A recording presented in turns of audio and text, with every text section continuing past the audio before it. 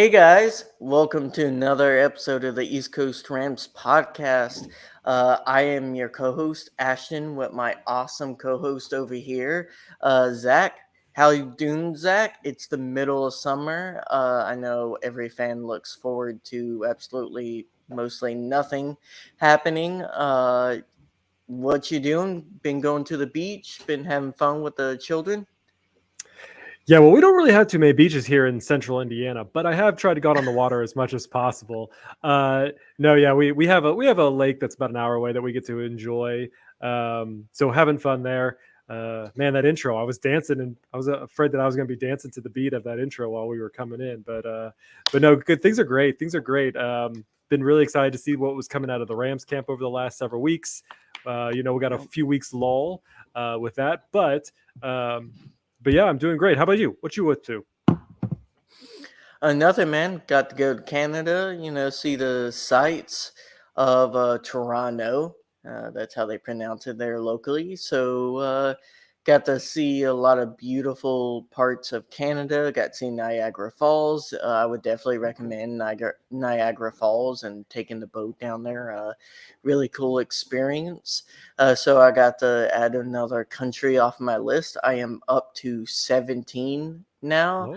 Oh, So hopefully I can start hitting a little bit more Asian countries here in the next 5-10 years. When I get a little bit more money, it's not cheap. But for the most part, got to celebrate my wife graduating master's school and my brother-in-law and his wife graduating college. So a lot of good graduations, a lot of blessings, and just having a lot of fun. do we count Epcot countries? Like, do I count all those that I've been to? Because that I could say I've been to all of those countries. I could tell you that I have not been out of the United States before. So that sounds like really fun thing to be able to do. Yeah, it's definitely like some people hate traveling, and I totally get that. I'm a weirdo. I actually like sitting in airport terminals. Once I get through TSA and stuff, I'm really stressed until after I get through TSA and I'm sitting at the bench. I can sit at the bench waiting for my flight for hours and not care. Like, I'm perfectly fine as long as I have like a cell phone or a laptop to just mess around on. I can do that for hours, and I actually don't hate it. Layovers really don't stress me outside of like 30 minutes or less, depending on how big the airport is. So, in general, like, I enjoy traveling, I enjoy getting to a destination, and I enjoy seeing a lot of different stuff, experiencing different cultures. I would definitely recommend it to anyone who's adventurous, and I think you would have a lot of fun doing it, Zach. Probably when the kid's a little bit older, so it's a little bit less stressful for you. Kids going everywhere, stuff like that. Yeah, it's definitely a bucket list item to do. Definitely when the kids are a bit older. But let's talk about some Rams news. We had some pretty breaking news today that the Rams are signing a veteran, a former Ram, running back Sony Michel. How are you feeling about this news of bringing back, probably the one player who really helped push us over the edge and get us into, the playoff contention and ultimately to the Super Bowl?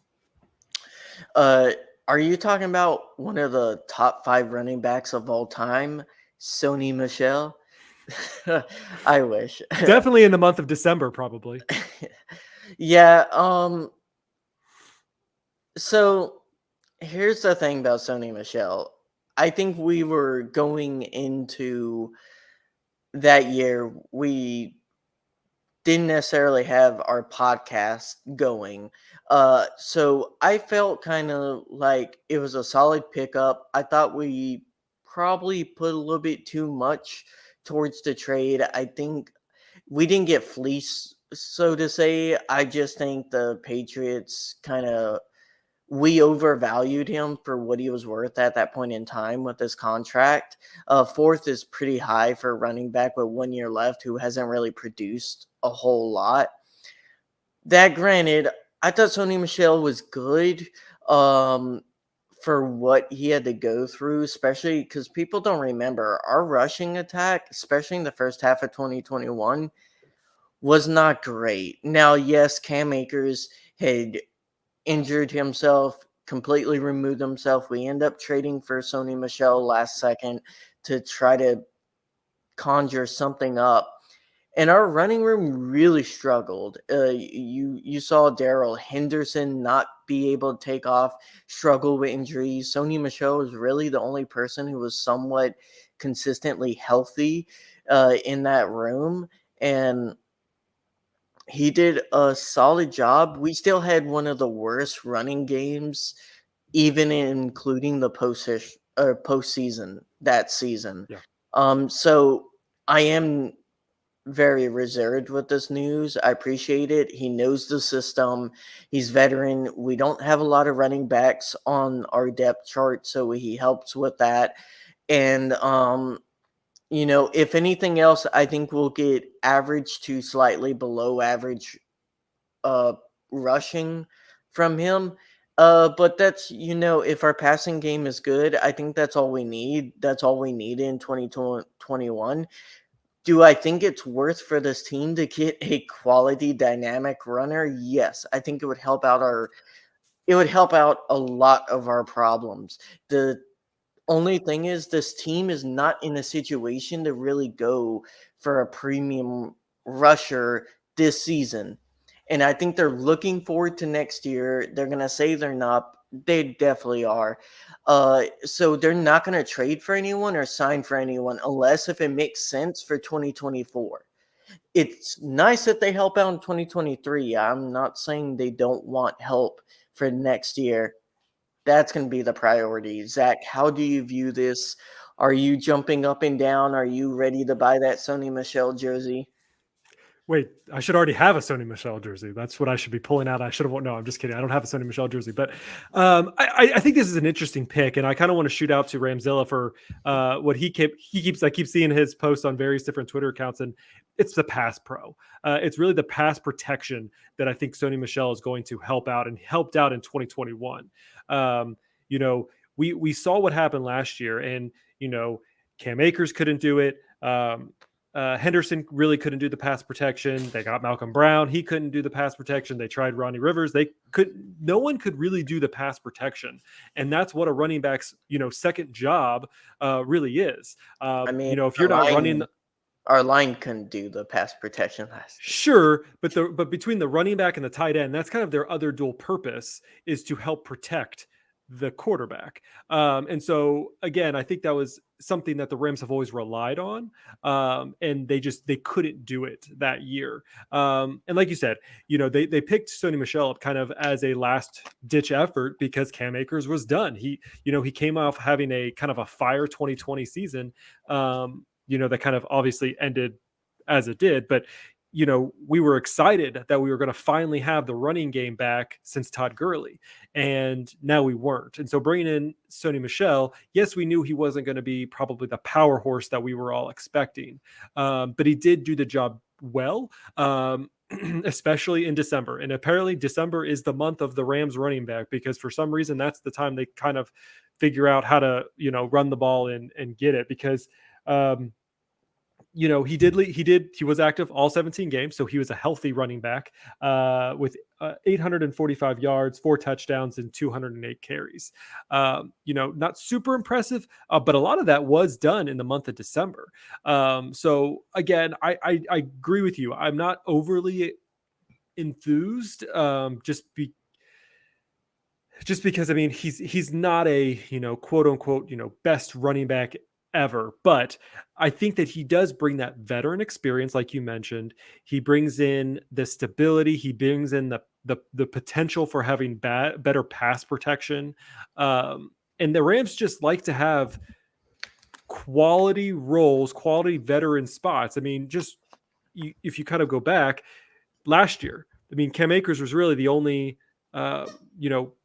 They had Henderson too, and then they brought in Malcolm Brown and they got rid of Henderson. And so now this year, it's just really Cam Akers. And so they want to bring another veteran experience who knows the system.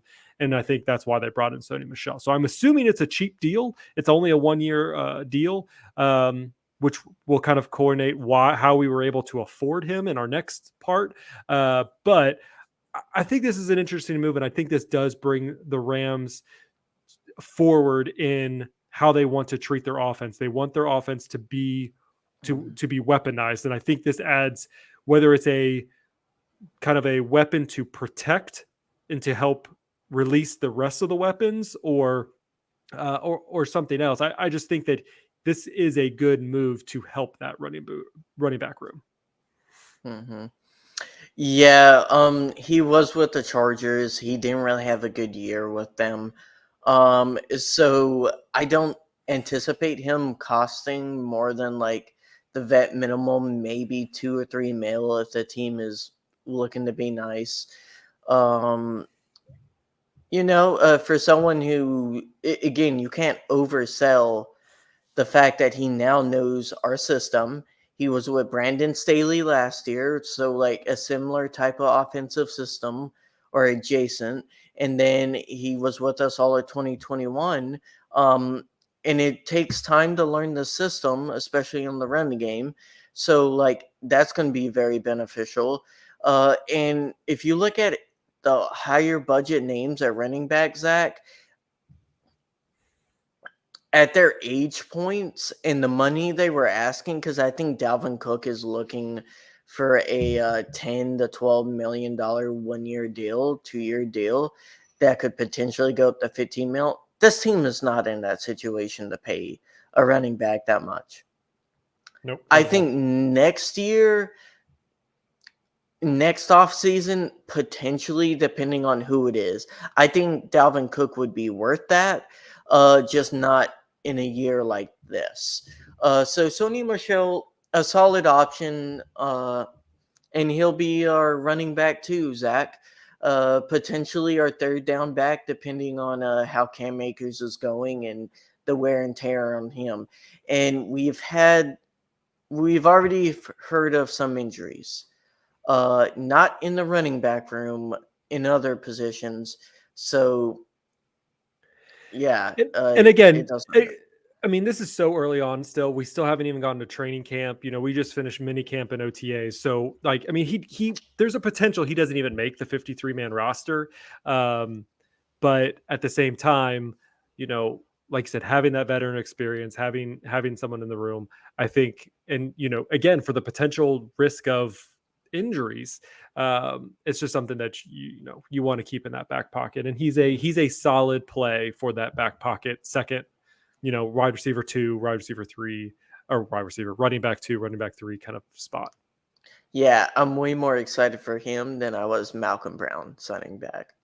No, I like Oh, Malcolm Brown 100%. personally. It's just Yeah, I mean, the only reason I like Malcolm Brown, I thought he was a decent running back too. I mean, I think he was starting to get way past his prime, and maybe that might be the same thing with Sony Michel. I like Malcolm Brown because he was actually the person who kind of christened SoFi Stadium with the first touchdown in SoFi. So I just thought that was really cool, and so that's my history on why I like Malcolm Brown. Might not be great, but he does have that history making mark. So sorry to go on a tangent about Malcolm Brown. But how about you talk about why, we're able to make this kind of move, even if it might be, a veteran max? Yeah, so Cooper Kupp got restructured. The Rams went ahead and pushed some of that dead cap. We've been used to this. It kind of makes sense they would do that, at least with Cooper Kupp this season, just because they needed a little bit more money to sign rookies. And I thought they were going to save it for flexibility for later in the season if they did want to trade. Not huge trade, but kind of like a medium-sized trade for a player, or kind of just give them overall ability to sign free agents if people get hurt and stuff like that. So, I mean, no issue with this. Cooper Kupp, I want him to be a Ram for life. I think Les Snead is expecting that. At least at his age, he's going to play another 3 to 4 years. And he's never been the type of player. He's not like Tyreek Hill, where when Tyreek Hill gets a little bit older, what makes Tyreek Hill explosive? Yes, he's a really good route runner, but it's his speed mixed with his good route running. What makes Kupp explosive and get open, and his ability to read coverages and run damn good routes. he is quicker than people expect, but I still think he will be able to produce Zach when he's a little bit older, past his prime. Uh, uh, I think he's going to be a guy who could transition into like not slot, but kind of like on the outside, quick slants. I think he's some guy who has more longevity than other people if they were like just purely faster type guys. And I mean, he takes his job super seriously. He trains all the time, which again, not saying other wide receivers don't, but like his mind is set on football, his mentality, his social aware, his just awareness of the situation. You know, there were things in the Super Bowl that him and Stafford were just like, we just got to do it. Like if we want to win, we got to win with us, and we got to win with our plan. And we saw that. We saw them do plays that they've only attempted a handful of times in maybe once or twice actually successfully practicing it. And so it was that confidence and that just awareness that between Stafford and Kupp, but like, you know, Kupp can, or Stafford can make the decision to do it, but Kupp has to be like, he has to be aware that this is everything. And, it's everything goes through Kupp. I mean, he catches the ball. You see how many targets he gets, how many catches he gets. His percentage is just unreal on the targets and how much he actually on his receptions of those targets. So again, I think this is a good move. I think we always knew this. He was always going to get a payday, and his payday will always be there. But he's one of those players, just like Aaron Donald, who would take the flexibility of spreading that payment out a little bit to help boost his team. He's a team player. That is who Cooper Kupp is. There is no I in Cooper Kupp. So realistically, that's just where I see it. I mean, the other reason why they restructured this is that they were just running out of money. I mean, they were under $2 million and they still needed to sign half of their draft picks still.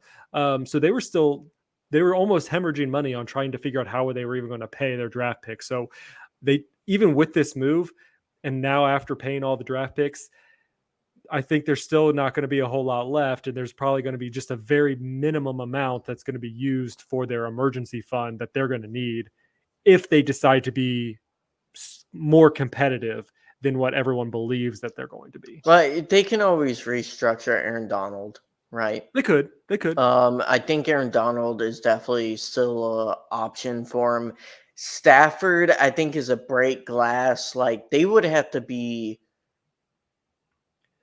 I think they would have to be like 6-2 by the time we have our break or our bye week. And I think if we're like 6-2 or 7-1, and they feel like we're really missing something from being that competitor team, then they would probably restructure Stafford and try to make a push this year.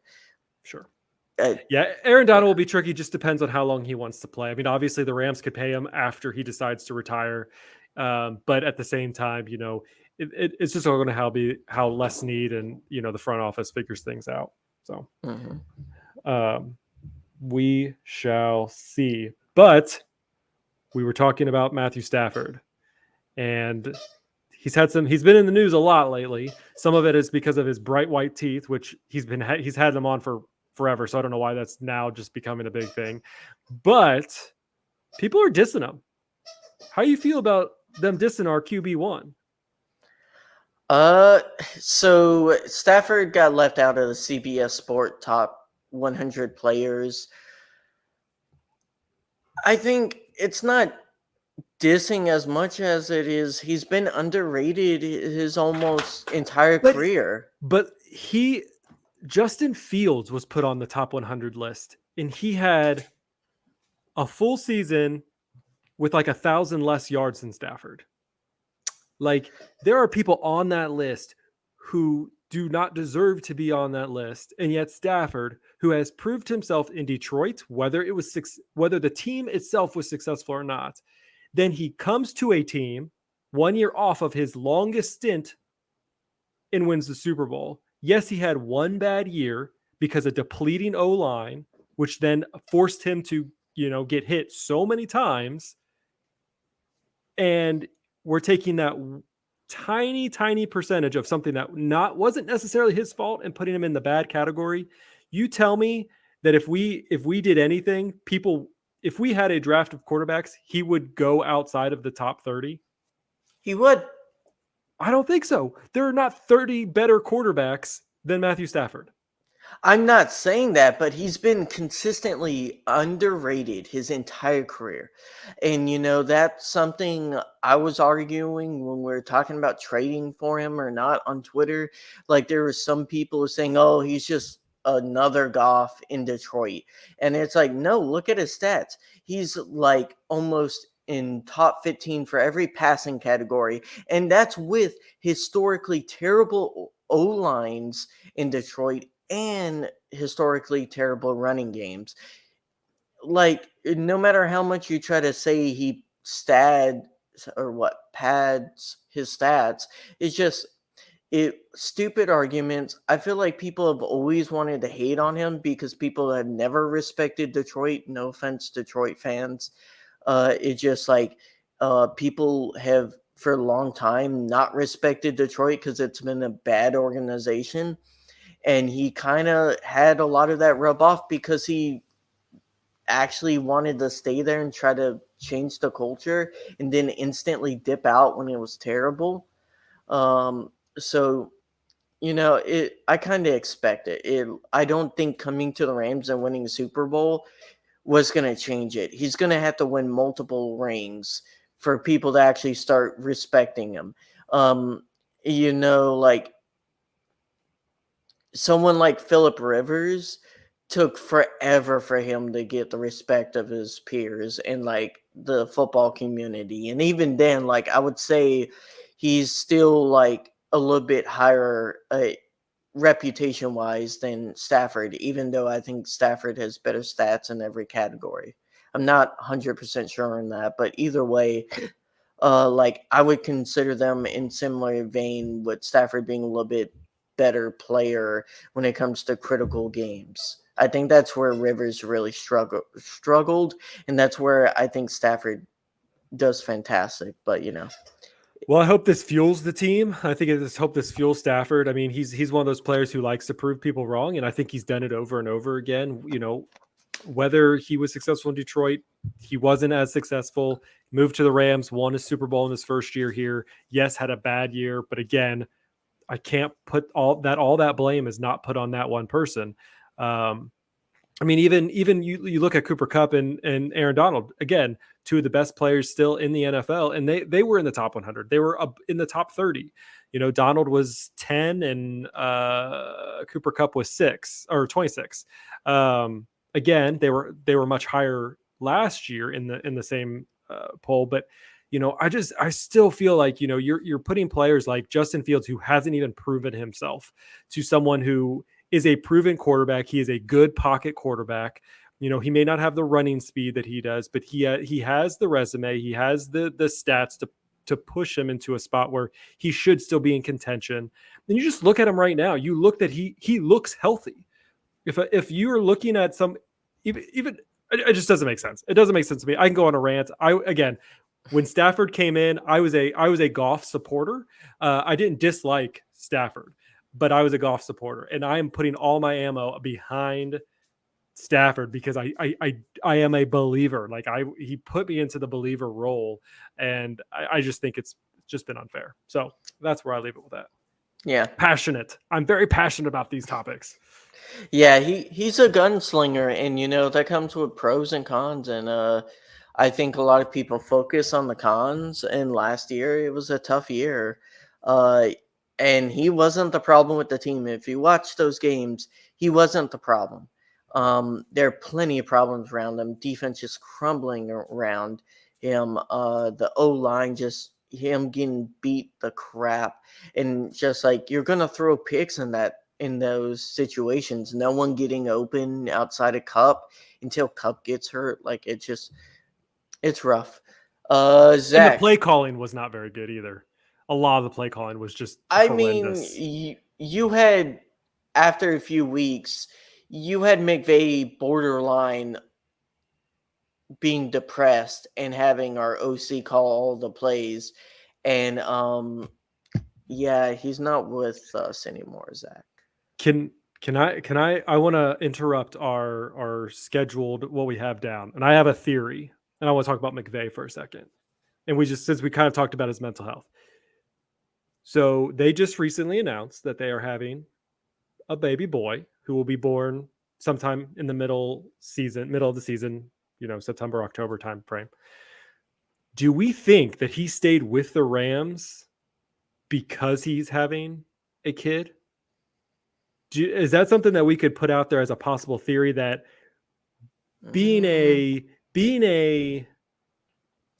head coach, even though yes, it's going to take time away and stuff like that, is that a more consistent job than what he would do if he was on the media side and having to travel to every city every week to cover whatever game he's covering? I don't know. I kind of was thinking about that when they posted it. I was like, that falls around, like they would have found out right around, maybe it was a little too soon, but like right around that time that he decided he was going to stick around. Because he took several weeks off. This was after the Super Bowl that he made the announcement that he was sticking around. So like, could those two things correlate a little bit? I mean, timeline wise, it's possible. I don't know. Like, even then, you still have to travel as an NFL head coach a lot. No, it's only for what, 3 to 4 months out of the year. So I mean, it's half the games. Half the games you're traveling out of state for. I mean, the Rams, they typically wait to leave at the last minute and come back at the last minute, and leave right after. But coaches do. I mean, especially Sean McVay. I mean, shoot, he's in there before everyone wakes up, and he's the last one to leave. So like, it's not like he's going to be there, a 9 to 5 Monday through Friday. He's there at 4 a.m. and probably doesn't leave until 8 a.m. or 8 p.m. So, I mean, I'm sure he's there around the clock as it is. But not to it's kind of interesting. mention, a lot of those analysts do it from studios that are remote, and like he can have one down the road. Sure, I guess it just depends on what he was looking at doing. Was he actually looking at calling plays? Like, was he going to be one of the, like, a broadcaster, or was he going to be someone like in the Fox booth doing that, which they're mostly in LA. So, he could have done that too. So I think he was probably going to be an analyst or like Fox booth person. I don't think he was going to call plays, but who knows? He could change his mind at any point, or he just decided this is better for his family or for his personal situation. I mean, no matter what, I don't like to get in other people's heads. I just think he was going through a rough time, a lot of struggles, and I'm happy he decided to stay. I love him as coach, and I hope his baby, everything happens smoothly with that. Yeah, I just thought it was interesting. Thought I would bring it in. If you have comments, please send them to us. You can, put us down there at East Coast Rams on Twitter, or email us feedback at East Coast Rams, just to plug that in and get you guys kind of, integrated into our podcast. All right, let's talk about minicamp. You want to break down some minicamp news? Did you want to talk about Behind the Grind, because they finally released the second episode? They did, and I do appreciate some of the Rams producers out there was like, this takes a lot of content. I know we last time we kind of complained like it's taking forever for them to keep doing this, but it does. They do produce it really well. It's a high quality video that takes tons and tons of hours of editing and just getting the shots right and doing things like that. I know they're not doing like reshoots because obviously they're taking live footage, but I thought it was great. It was a really cool episode. I think I even posted a Twitter post that I really enjoyed them highlighting some of the job roles that aren't normally highlighted. I was really ecstatic about that. Coming from IT, you are too. IT. So like just knowing like the process, because I do this on a day-to-day basis. It's not glamorous. We don't have a glamorous job. I do video streaming for where I work. And so, I know the process of having to set up a facility or set up a remote facility and get something up live, and making sure your connections are working. What's your backup connections? And all that thought process goes into it. And so to do something like the draft off-site is scary for your IT professionals because, if something goes wrong, just like they said, like if all of a sudden their network goes out and they're on the clock, like that's doomsday for that organization. So really glad that they highlighted that on top of all the other things that they highlighted. But do you want to go through some of the more specific things that they did? Yeah. So they did film a promo with the Breaking Bad guys to announce the draft lab. Again, we talked about this before. I wasn't the biggest fan of the branding this year of the draft. Of the draft announcements. They did what TikTok. I didn't like that. Again, fine if you did. Fine if you guys.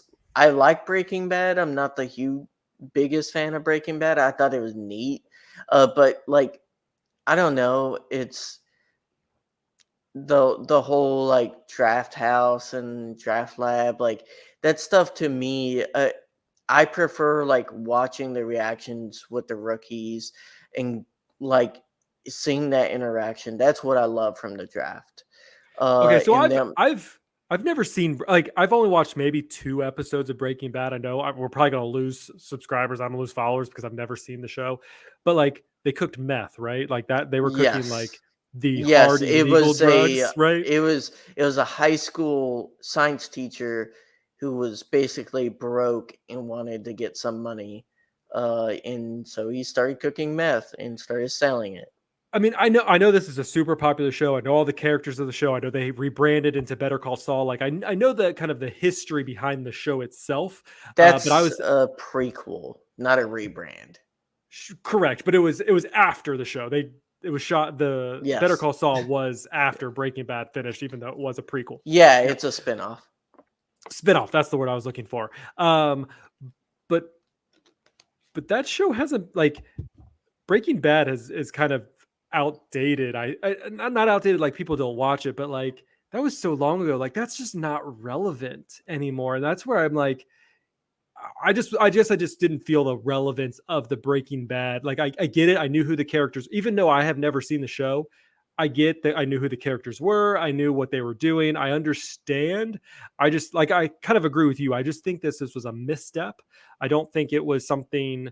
Um, I think it just wasn't relevant. And I feel like they could have picked something else to Well, brand themselves a little better. so like the PR person on the video was like, we want to reestablish and like get fans into the mood. I'm like, you know what gets me into the mood?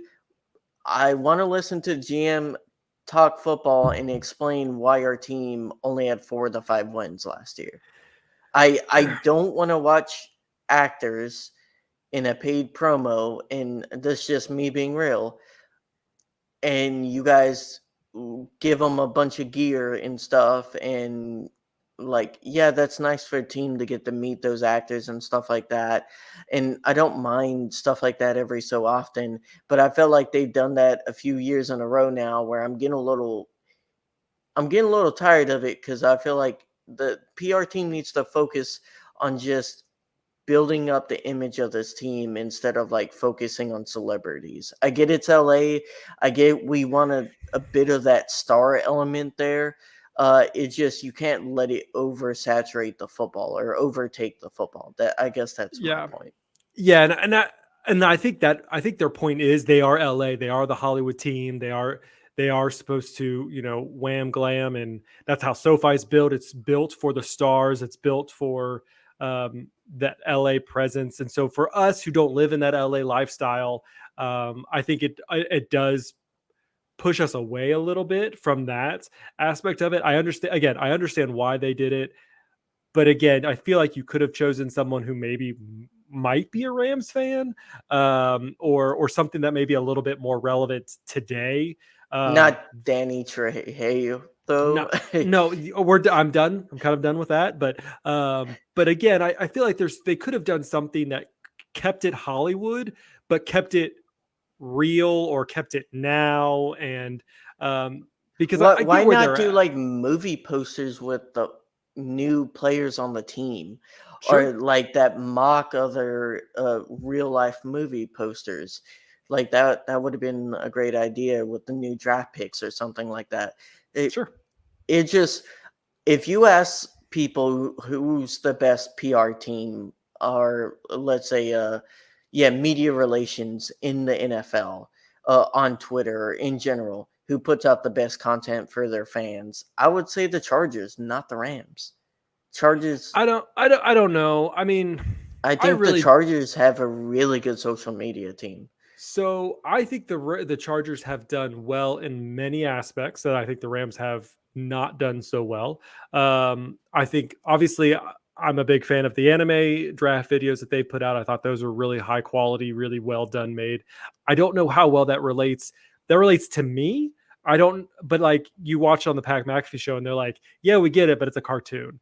They think it's cool, but how much does that relate to everyday Los Angeles, But the folk? point is, they're getting on the Pat McAfee show. They're doing related stuff That's true. that it relates to a younger audience, and I feel like just throwing out a bunch of cameos, it's fine to a certain extent. I just think the Rams do a little bit too much because Correct. I will agree. I think that they are pushing that envelope too far and too much. I will 100% agree with you on that.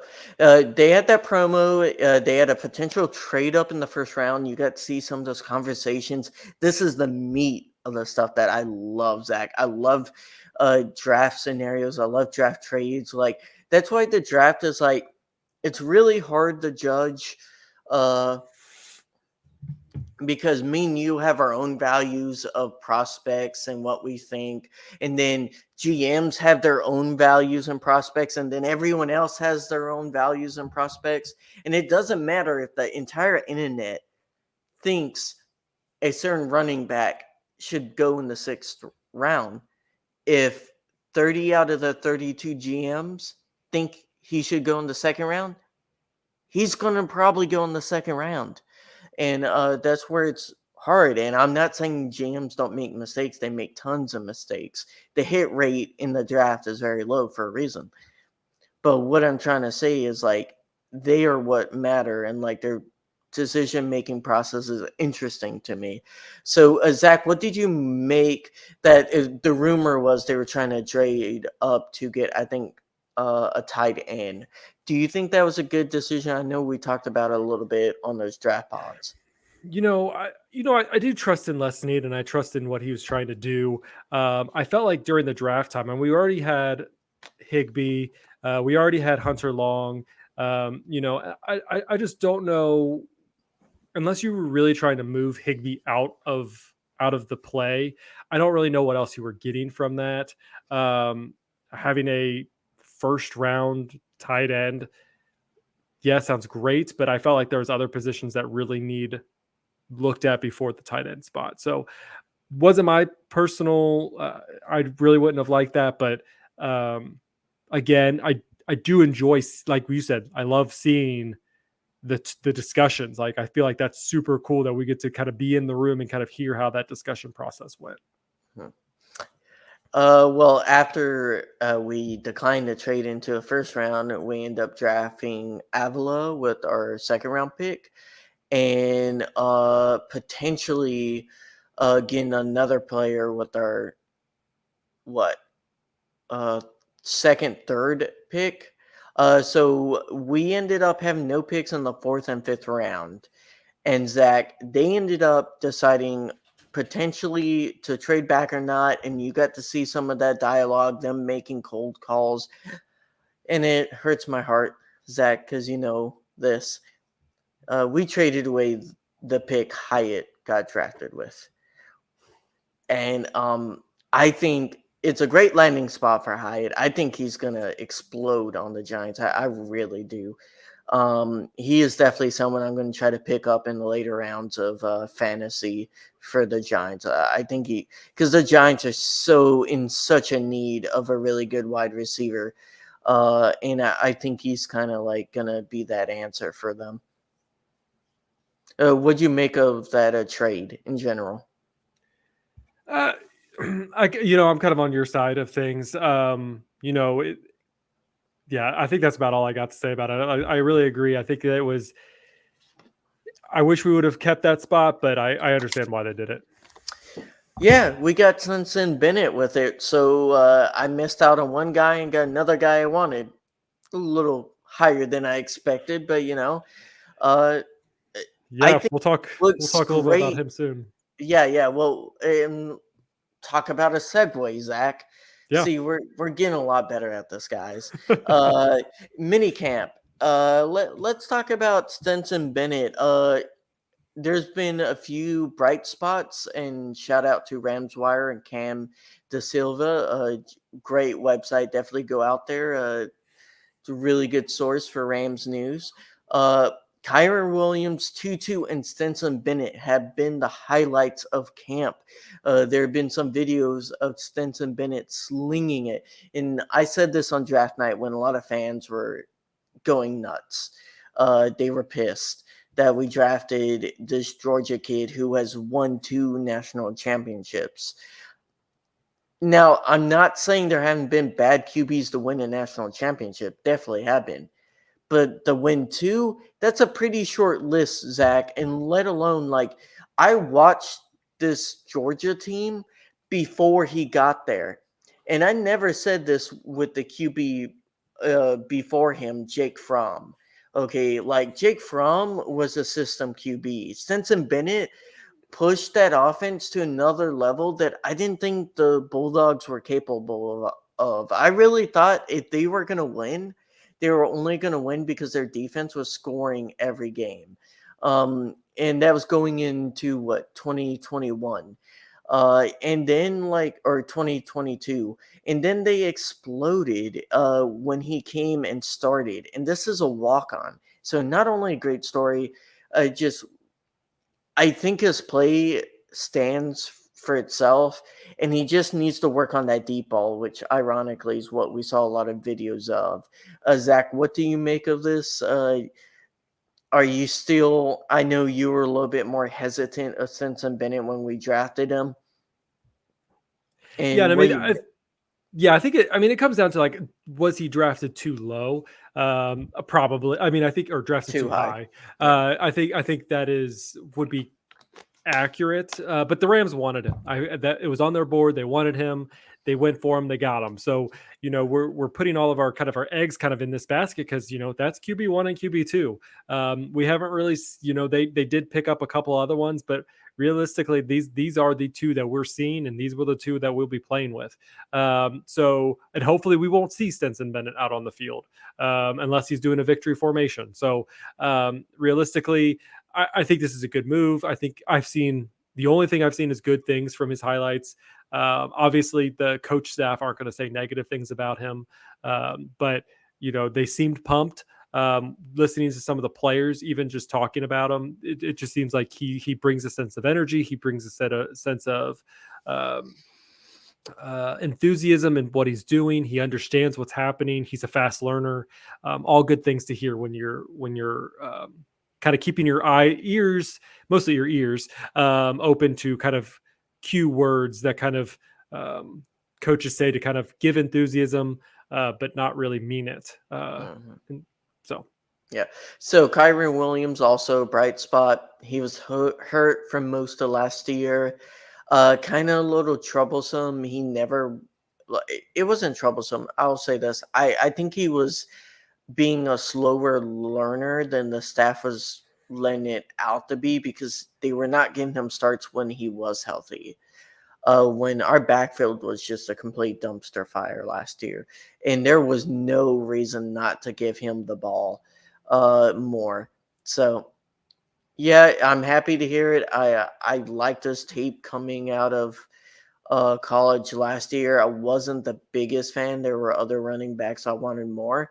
But I'm hoping he brings a different element to this offense this offseason and he grows more. And Tutu. Yeah, you got comments on Kyron or Tutu? Your Uh, favorite t- wide receiver? Yeah, so Tutu, I really hope he gets his shot, and I hope he does well because he's a fast kid, and Yeah. we've seen some great plays with him, and I mean he's our speedster. I mean we saw him in this past season, even when the Rams weren't at its best, still being able to get him the ball downfield. He was able to run past defenders, and he was able to secure the ball and was able to get it in there. So I'm really excited for him. I'm really glad to see all the highlight videos that we have seen so far of him, and just the energy. Like you listen to Sean McVay, and you could kind of tell when he's either giving kind of, I wouldn't say fake praise, but giving, not the most, Empty. yeah, it's kind of an empty. Um, so again, I'm really glad that feel like we're really hearing good things from it. This running back or this wide receiver class, this wide receiver group, is really interesting. I don't think anyone right now, other than Cooper Kupp, can you guarantee is going to be 2 through whatever. Even though yes, Van Jefferson probably will be wide receiver 2, but he is our wide receiver 2 because that is it. But I don't know if he's going to be there for the future. This is, I think this is his last year under rookie contract. So I doubt that they're going to re-sign him. And so we're going to be looking to these other players. And so really everyone other than Cooper Kupp is going to be fighting for wide receiver 2 and wide receiver 3. And I think 2 has the ability to be in that 3-4 slot. Yeah, we will definitely see now some talking about wide receivers a little bit more. Jefferson and Ben Skoranek are being limited right now. And Trey Hodges-Tomlinson also is dealing with a hamstring injury. Zach, I really hope this is not the bug coming back from last year. Yeah, I don't remember what Jefferson's issue was. I knew he had a rest day, but I didn't know think about he had the an injury ankle. part. So from what I was reading, his ankle, they said ankle soreness. Now, again, I'm not saying I don't trust the Rams with medical news, but they do lie a lot about medical news. They don't lie. They just don't tell you the truth. I mean, they pretty much lied about Todd Gurley in 2019. Let's just be honest. I mean, and for the most part, they kind of more or less. And about Stafford's back last year. So and his elbow. I mean, they said he had a problem and with his elbow. And then like this offseason, they're like, oh yeah, his elbow was bothering him the whole year. I'm like, you said he was perfectly fine last year. Yeah. Like that's our Rams coaching staff for you right there. Let's hide the truth. We won't lie to you, but we just won't tell you what's actually happening. And like, to be fair, other teams will just straight up not say anything, which is what they should do. But instead, the Rams, for some reason, they do it in such a weird way where they try to comfort you by saying nothing's wrong when you're like, but he's not looking like he's fully 100. No, everything's right. It's kind of like if you're married, you'll ever when you're like in another room and you broke something and your wife's like, is everything okay? And you're like, yeah, it's all okay. And you're like trying to duct tape it together before she comes in. Like, it's that type deal. Super glue. They'll never know. Yeah, and it's you get yelled at later. Same thing. But Ben Skoranek is kind of a worrisome. I mean, you haven't seen him at all, really, in OTAs or minicamp. So again, this is giving those other receivers time to shine and letting Puka and Tutu and even some of these new guys that they brought in chances to really put themselves to that 2, 3, 4, even really we're going to see 4 and 5s play a lot more than most other teams probably will play them. So we're going to have at least 7 receivers on this team, and who's going to make it to that list? I could probably say definitely Kupp, definitely Van Jefferson. I think those 2 are obviously locked in the top 7. Other than that, Tutu, he should be in there. Puka will probably definitely be in there. If Skoranek can stay healthy, he should probably have a slot. But there's a lot of players. The Rams just hired or signed 2 or 3 other receivers. Demarcus Robinson. Yeah, and so he was the latest one. I think he will make the roster. Yeah, but then you're going to have people like probably one of my favorite picks of last year was Lance McCutcheon. I really thought he has potential. We just haven't seen anything from him. So he's probably the one who will be on that very last pick. If he is not wide Practice receiver squad. 7, he'll be put I on the practice squad or cut. I mean, people get picked up from the practice squad all the time. So I could see him departing the Rams if that becomes the I case. didn't he get put on the practice squad last year at a point in time? Potentially. Yeah. I don't remember, but it would Yeah. make sense. So either way, I think I he's s- gonna get put on the practice squad. I would be surprised I because it seems like Puka Nakua is kind of like filling in that role that we kind of expected from Lance McCutcheon. sure. But then again, like we did lose A Rob, and he's like basically what they wanted in A Rob, even though they didn't use him like that. Sure. Yeah. Like, So we'll see, but that's kind of where I'm at with receivers. It's like it's going to be close, and I really wanted Lance McCutcheon to kind of take over Van Jefferson role when he decided to, when he decided to either get the bigger contract somewhere else, or the Rams just moved on. I thought he could kind of fill in that spot because he had potential last year in preseason. We just never got to really see that on the field during mm, regular season. mm. I think our problem is we have a ton of decent third wide receivers. Cooper Cup being a first, but we haven't had a second wide receiver outside of OBJ in 3 years. Yeah, I mean, So yeah, between him and Robert Woods, like that was, you know, yeah, that year when we could have had Robert Woods, OBJ, and Cooper Cup. Like how mind-boggling was that? It could have potentially been, but we did not. yeah. So let's talk about the O line. Two things from that. It looks like Coleman Shelton is winning out reps at center from Brian Allen currently. Lisa minicamp again. This went back and forth 2 years ago. It went back and forth a lot. I think last year it was Brian Allen that kind of got the start from the beginning of the season, and then everyone got hurt. So who knows who's going to end up starting at beginning of year? But right now, it looks like they're favoring Shelton. And Logan Bruss is starting for Rob Habenstein whenever he's resting. I Interesting. think that's good. I think that's a good move. I mean, they're trying to get. I mean, he was their first pick last year, and they're really trying to get him back into the play since he was out all year because of that injury in preseason. So I think it's a good move to put him in that first man reps. As far as Brian Allen goes, again, I will be fine which either direction they choose. If they choose Coleman Shelton, fine. If they choose Brian Allen, fine. I think Brian Allen does a fine job. They did extend his contract, last off season, which obviously the whole O line was a hot mess express. So that's not really something to gloat about, but it could also be something that they're just having a starter, having a first, a starter on your second and third team, helping out that O line to be more consistent, giving your RB2 or your QB2 a starting center. It might be a good thing. Again, speculative because we're not there, but you know, if you're trying to think of the best, if you're a real big Brian Allen fan and don't want him to lose his job, you could think of it that way.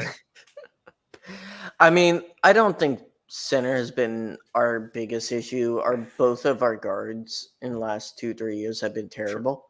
Yep. So I think it's a big deal that we got Avila. I think he's going to be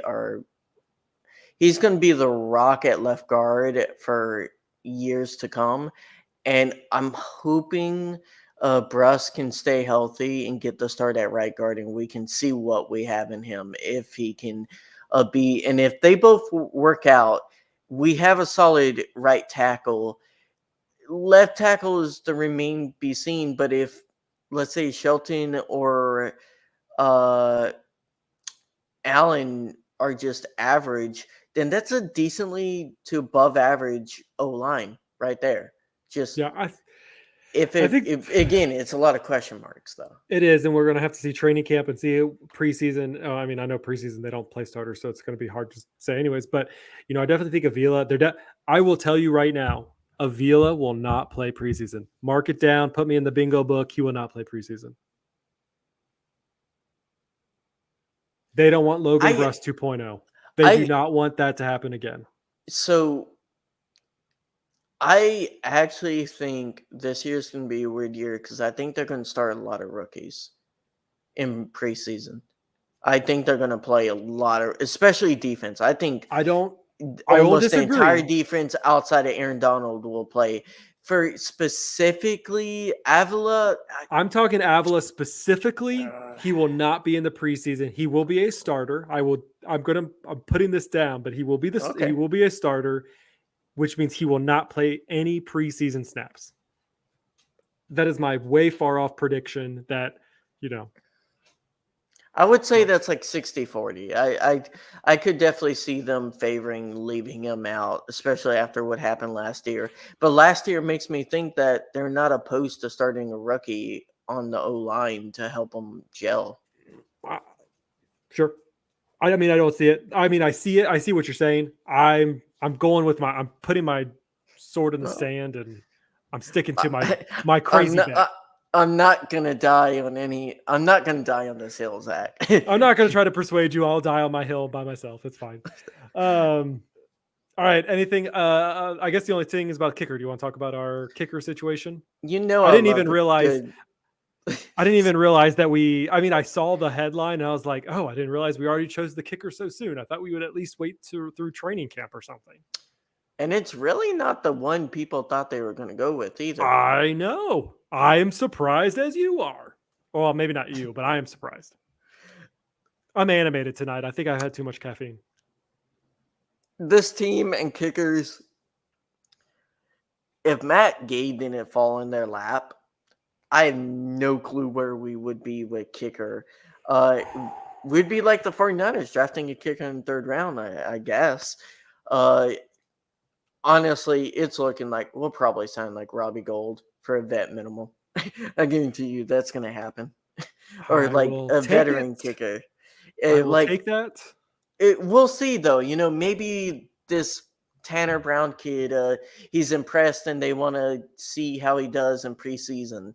And they're like, oh yeah, you missed single kick, ooh, good luck. Wouldn't it be great if we got Gould and then we beat the 49ers both times? Like, wouldn't that just be something? I don't know, man. This team ran with one of the worst kicking games in 2020 for a long time. It was bad, and we knew it was bad, and they stayed with that badness for a while until cutting him. Sam Sloman. Oh my gosh. I don't want to talk about it. Let's move on. So our kicker is Tanner Brown. For now. I really thought it was going to be done, but me too. Something must have happened. Don't know. Didn't get to watch it. Put up a highlight reel, somebody. I want to see it. You would have had to videotape illegally, so you probably don't want to post it, but I would like to see it. So DM me if you want to send me that footage. No. Anyways. So there really isn't any other news. I mean, Cooper Kupp just kind of came back and kind of did some things towards the end, but he's Cooper Kupp, so not shocked. Aaron Donald didn't participate much, but again, he doesn't have to because he's Aaron Donald. When you're the best football player in the league, you kind of do whatever you want. Yeah, when you're the best D lineman and the best wide receiver in the league, you can kind of skip. You can skip meetings every so often, and just don't skip leg day. We need you to be strong in the legs. Yeah. I don't know. I was just always told never skip leg day. Thought I would mention it. So gotta keep those gains. Yes. So I think that's about it. Do you have anything interesting that we want to talk about before we drop this pod? No, man. Just typical summer. We ended up having a little bit more to talk about because of Sony Michel. Thank you, Sony. Giving our pod a little bit more fuel. I think our next podcast will be dropping probably 2-3 weeks, depending on if any news happens. You never know with this team. Yeah, so right now we are in. If you don't know, we are kind of we're on the Rams on a break. They get to kind of take some vacation time before they have to go back into training camp, which starts at the end of July. So there might not be a whole lot of news that comes out. Like you said, Yeah. we may take some time off, but eventually we have to start breaking down these games before they happen to see what our, kind of give a breakdown of the predictions, I guess, as well. So that will be kind of fun to do. Figure out who also is going to be in our 53-man roster. I think that would be a fun episode. Um, Yeah. yeah, and we're gonna start planning our kind of fun meetups and stuff in Oh Indy. yeah. So we'll be hopefully getting some stuff working on that for you guys, and then I will at least be in Cincy to go to the Bengals versus Rams game. Are you attending any of the games? Did you say you were going to Baltimore? Maybe. Yes. So I will definitely be going to Indy so we can hang out, do a lot of cool stuff there. Uh Cincy is more of like it depends on the finances, and that's going to be a little bit more last second money wise. Just because Baltimore is so close to me, I'll probably end up going to Baltimore. If it becomes like between Baltimore and Cincy, I'll probably choose Baltimore just because the money stuff. But Yeah, no worries. yeah, But we'll try to do some fun stuff. We got some plans. We've been working on some stuff that we haven't shown off yet. So, we'll get those balls rolling before the season starts. But we're really excited about what is to come. We're really trying to get this to keep on growing. So if you're on YouTube, please subscribe, smash the bell. Do what all you can to help promote us. If you don't watch YouTube and you're listening to the audio podcast, please leave us a review. That's another just great way that you could do this. We're ad free. Did you hear an ad before the podcast? Well, maybe if it's YouTube, but that's not our control.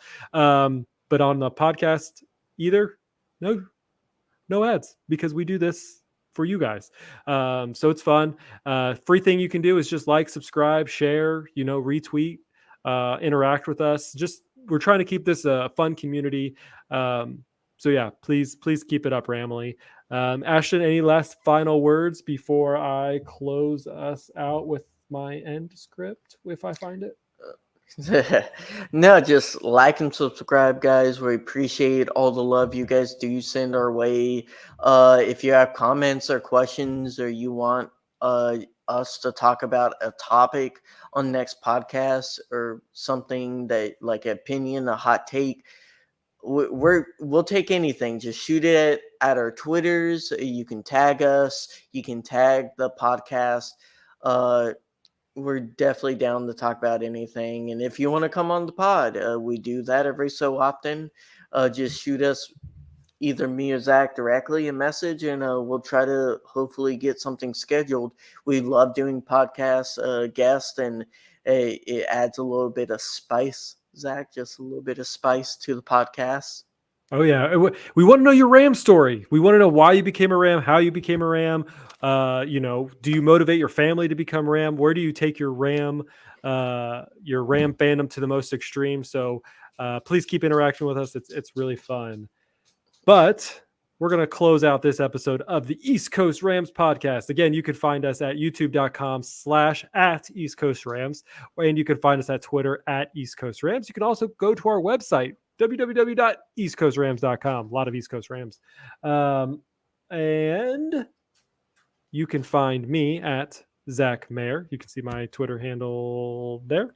And you can find Ashton at Rams Fan Ashton. Ooh, Mike over there. Still getting used to this whole video portion of it. So please like and follow us there as well. Yeah, we're going to keep it going. Ramley, we'll see you guys next time.